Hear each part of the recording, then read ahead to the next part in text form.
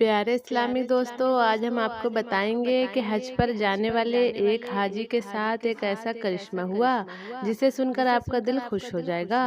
दोस्तों, ये कहानी सईद नाम के एक शख्स की है जो हज करके वापस जा रहा था और जद्दा एयरपोर्ट पर बैठा अपनी फ्लाइट का इंतजार कर रहा था, जबकि उसके साथ उसके मुल्क का दूसरा हाजी भी बैठा हुआ था। दोनों हज अदा करने के बाद वापस वतन जाने वाले हाजियों में शामिल थे। अचानक सईद के साथ बैठे हाजी ने एक लंबी सांस ली और अपने बारे में बताया। उस हाजी का नाम अब्दुल बारी था। उसने कहा, मैं एक बिजनेसमैन हूँ और अल्हम्दुलिल्लाह ये मेरा 10वां हज है। अल्लाह पाक का मेरे ऊपर बड़ा फजल है और मैं समझता हूँ कि हर हज के बाद मुझे अल्लाह के ज्यादा करीब होने का मौका मिला है। ये कहकर वो हाजी खामोश हो गए और सईद की तरफ देखकर उसके जवाब का इंतजार करने लगे। उसकी बात सुनकर सईद साहब मुस्कुरा दिए और बोले, भाई मेरे हज का किस्सा कुछ ज्यादा ही बड़ा है। सईद साहब की बात सुनकर अब्दुल वारी जिद करने लगे कि मैं आपका ये किस्सा सुनना चाहता हूँ। ये सुनकर सईद साहब किसी सोच में गुम हो गए, जैसे वो फैसला नहीं कर पा रहे हों कि अपनी कहानी कहाँ से शुरू करें। आखिरकार सईद साहब ने बोलना शुरू किया और कहा, मेरे भाई, मैं एक प्राइवेट अस्पताल में थेरेपिस्ट हूँ। मैंने 30 साल तक अपनी तनख्वाह में से थोड़ी थोड़ी रकम कटवा कर इस हज की तैयारी की है। इस साल हज पर जाने के लिए मेरे पास पूरे पैसे हो गए थे। सईद आगे बताते हैं कि मैंने अस्पताल से अपने पैसे लिए और कमरे से बाहर निकला। इतने में मैंने एक औरत को देखा जिसका बेटा एक्सीडेंट में तकरीबन माजूर हो गया था और उसका इलाज मैं ही कर रहा था। मैं बड़ी मेहनत और प्यार से पिछले 6 महीने से लगातार उसका इलाज कर रहा था, जिसकी वजह से वो तकरीबन आधा ठीक हो चुका था, जबकि उम्मीद थी कि आने वाले 6 महीने में वो बिल्कुल ठीक हो जाएगा। उस औरत ने मुझे सलाम किया और बुझे हुए लिहाज में बताया कि वो लोग अस्पताल छोड़कर जा रहे हैं, शायद फिर हमारी मुलाकात ना हो, लिहाजा मैं आपको ढूंढ रही थी। ये सुनकर मुझे हैरानी हुई। मुझे लगा जैसे वो मेरे इलाज से मुतमईन ना हो। मैंने कहा कि आप मेरे इलाज से मुतमईन नहीं? तो उस औरत ने कहा, नहीं नहीं डॉक्टर साहब, ऐसी बात नहीं।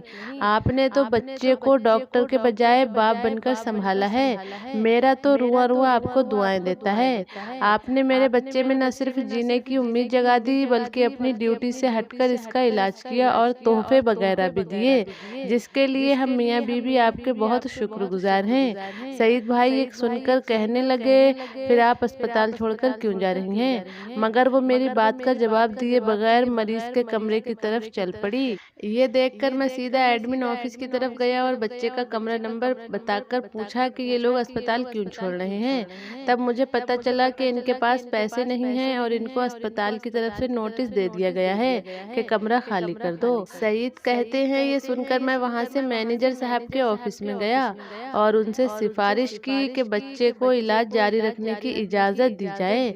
मेरी बात अभी पूरी भी नहीं हुई थी, इतने में मुदीर जो मैनेजर था, उसने कहा कि सईद, ये एक प्राइवेट अस्पताल है, कोई चैरिटी इदारा नहीं। यहाँ पर वही इलाज करवा सकता है जो खर्चों की ताकत रखता है। मुदीर का ये जवाब सुनकर जैसे ही मैं मुड़ा तो मेरा हाथ सीधा मेरी जेब से टकरा गया, जिसमें मेरे हज के पैसे रखे हुए थे। ऑफिस से निकलकर मैंने आसमान की तरफ देखा और कहा, अय अल्लाह, तू अच्छी तरह से जानता है मुझे तेरे घर आने का किस कदर शौक है, और अब जबकि मेरा ख्वाब एक हकीकत बनने वाला है, तो इस बच्चे की जिंदगी का सवाल खड़ा हो गया है।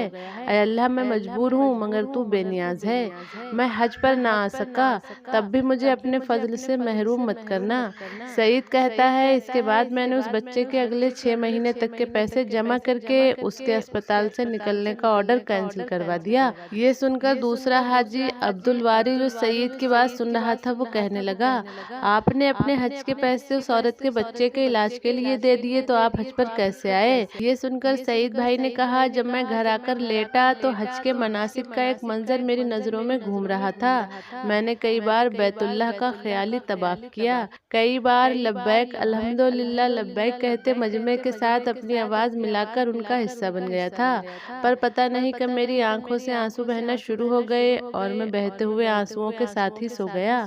मैंने ख्वाब में देखा कि मैं बैतुल्लाह का तवाफ कर रहा हूँ और लोग मुझे मेरा नाम से हज की कबूलियत की बशारतें दे रहे हैं। वो कह रहे हैं, शहीद, अल्लाह ने तेरा हज कबूल कर लिया, हमारे हज के कबूलियत के लिए भी दुआ करो। सईद कहते हैं, इसी कैफियत में फ़ोन की घंटी ने मुझे जगा दिया।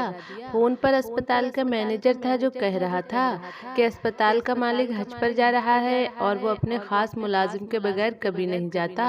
मगर इस दफ़ा इसके मुलाजिम की बीवी शदीद बीमार हो गई है, जो बीवी को इस हाल में छोड़कर बॉस के साथ हज पर नहीं जा सकता। लिहाजा आपको उनके साथ भेजने का फैसला किया गया है। आप अपने ज़रूरी कागजात अस्पताल के एडमिन ऑफिस में पहुंचा दें। सईद कहता है, मैंने सबसे पहले तो शुक्राने के नफिल अदा किए, फिर कागजात ऑफिस वालों के हवाले कर दिए।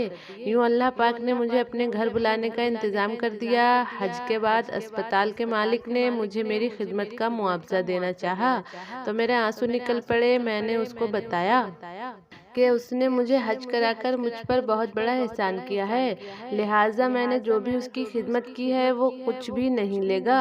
वो इस मुआवजे की बात ना करे। फिर मैंने अस्पताल के मालिक को सारा वाकया तफसील के साथ सुनाया, यानी उस बच्चे के और अपने बारे में बताया, जिस पर उसने मक्के से ही फ़ोन करके उस बच्चे के मुकम्मल इलाज तक उसे अस्पताल में बिना पैसे लिए रखने के लिए कहा और उस औरत के शौहर को यानी बच्चे के बाप को अपनी एक फैक्ट्री में सुपरवाइजर की पोस्ट पर रख लिया और अस्पताल वालों को मेरे सारे पैसे मुझे वापस करने के लिए कह दिया। ये वाकया सुनकर अब्दुलवारी की आंखों से आंसू जारी हो गए। उसने उठकर सईद का माथा चूमा और उसे मुबारकबाद दी और कहा कि आज मुझे लगता है कि मेरे ऐसे हजार हज भी तेरे इस एक हज के बराबर नहीं। उसने उसके इस तरह हज पर आने की तारीफ की और कहा, हाजी सईद, अल्लाह पाक से मेरे हज की कबूलियत की भी दुआ कर दो। अल्लाह पाक तुम्हारे हज में बरकत दे। सुभान अल्लाह। तो प्यारे दोस्तों, इस वीडियो ने यकीनन आपका दिल खुश कर दिया होगा, तो आप इस वीडियो को लाइक ज़रूर करें।